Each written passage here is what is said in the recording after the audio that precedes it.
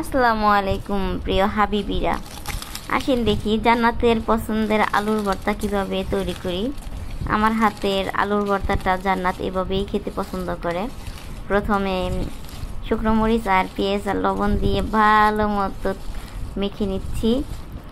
এই যে এমন ডলাডলি করতেছি যতক্ষণ পর্যন্ত এগুলা পেঁয়াজ মরিচ আর লবণ একসাথে মিক্সচার না হয়ে যাবে ততক্ষণ এগুলো কসলাইতে কসলাইতে এগুলোর জীবন বের করে দেব, ঠিক আছে।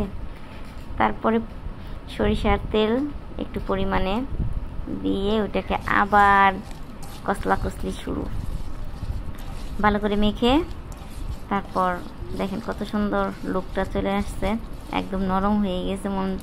মজা হচ্ছে যে এখনই খেয়ে ফেলি, এরকম একটা অবস্থা।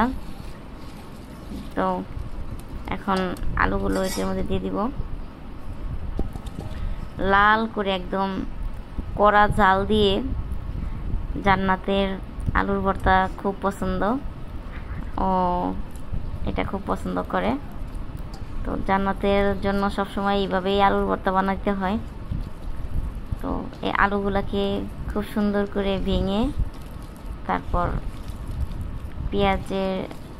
পেঁয়াজ মরিচের যে মিশ্রণটা ওটা দিয়ে মাখতে হবে খুব ভালো করে। আলুর ভর্তার লুকটা এতই সুন্দর হয়েছে যে দেখেই খেতে ইচ্ছে করছে। আমি যখন বয়স দিচ্ছিলাম তখন আমার মন চাচ্ছিল যে আবার যদি খাইতে পারতাম, এত ভালো দেখতেই, এত সুন্দর কালারফুল হয়েছে।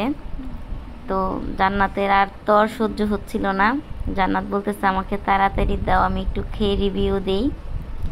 তো জান্নাত এখন খেয়ে রিভিউ দিবে, দেখেন।